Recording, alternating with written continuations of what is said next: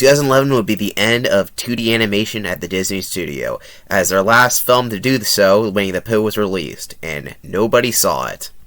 If you ask anybody, did you see the Winnie the Pooh movie, they're not going to be thinking about this one. They're going to be thinking about the film from 1977, which is actually a collection of 3 short films. However, that film is actually not called Winnie the Pooh, it's just called The Many Adventures of Winnie the Pooh.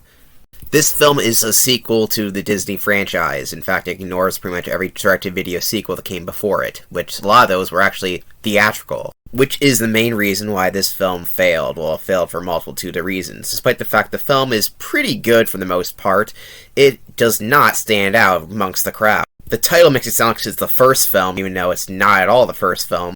While the Winnie the Pooh franchise is very successful, most people view it as a franchise mainly aimed towards babies, so it's not something that people are going to go to the theater to see, more or less buy it on DVD or video.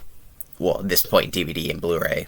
Also, at this point, Disney had watered down the franchise a lot by releasing a bunch of different films, some of which were theatrical, a lot of which were straight to video. A lot of people did not see the reason to see a new movie, especially when it didn't really have anything going for it. Well, commercially speaking, it was not advertised very well. Just, here's Winnie the Pooh.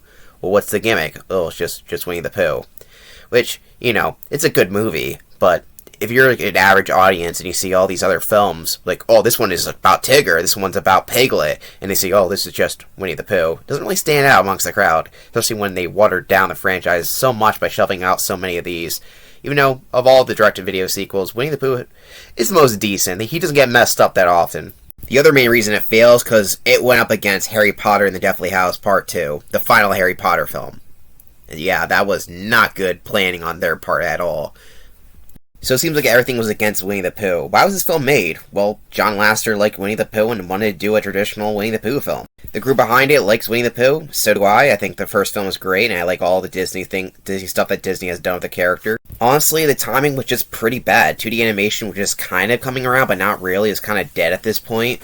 Also, the franchise has been watered down a lot since there were so many movies released at this point, and it really hasn't been that long since the last one was released in theaters, and that one didn't even do that well. And the last Winnie the Pooh movie released in theaters was like a Humpalump movie, which was a direct-to-streaming movie. They decided, oh, let's put theatrical. It didn't do very well. Honestly, if this film came out more recent times, its uniqueness would have stand out a lot more when we're dying to see something like this, but at the time it just felt pretty unnecessary. Especially when 2D animation was basically dead, and they needed another groundbreaking hit in order to revive it, and this was just not it. The reason I'm talking about so much about this, because there really isn't that much to say about the film. It's just basically people are like, let's just redo Winnie the Pooh stuff, and they're just telling a basic Winnie the Pooh story. For the most part, there's actually only 3 stories in this movie compared to the other films, and yeah, it doesn't really work as well as the previous one.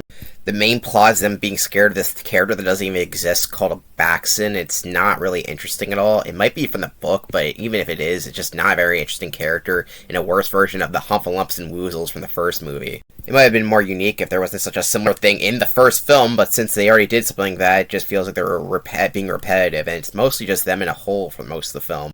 And of course, Winnie the Pooh just wants his honey pot, except unlike the first movie, it takes forever for him to actually get any honey in the movie. Instead of a funny running gag, it's just kind of sad for the character, since he's not even really an asshole at all. He's never been an asshole, but the first movie, he was kind of a little bit selfish. Here, he's pretty selfish, and he gets jack shit. Like, poor Pooh Bear.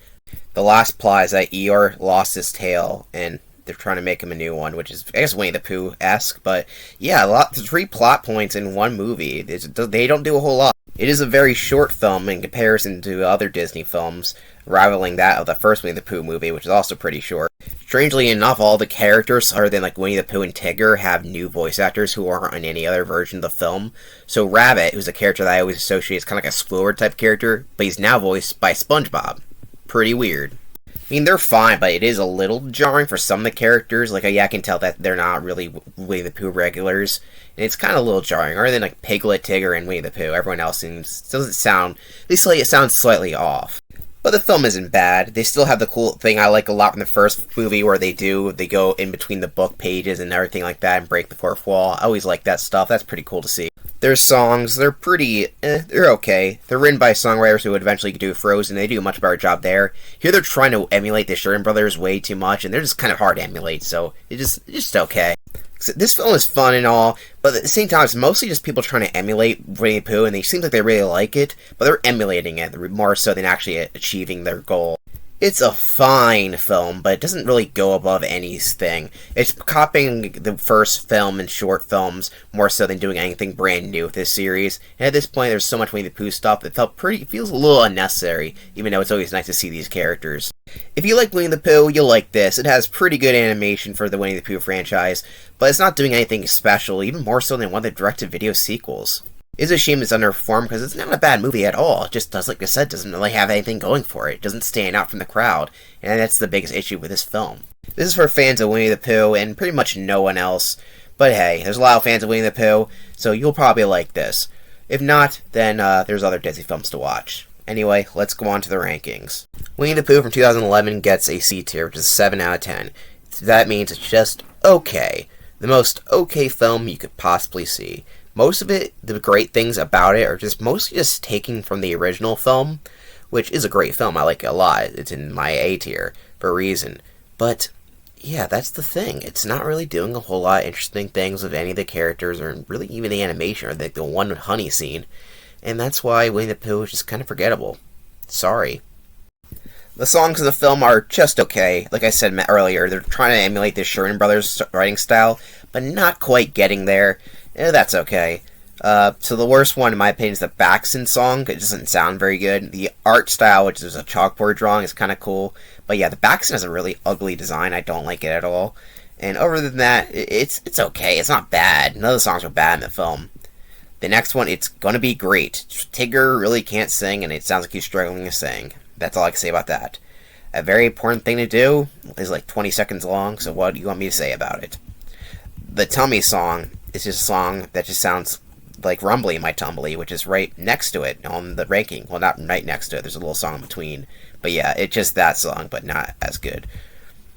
In C tier, we got Everything is Honey, which is a fun sequence, but just okay. Nothing too spectacular. The Winter Song is also a fine song, but nothing spectacular.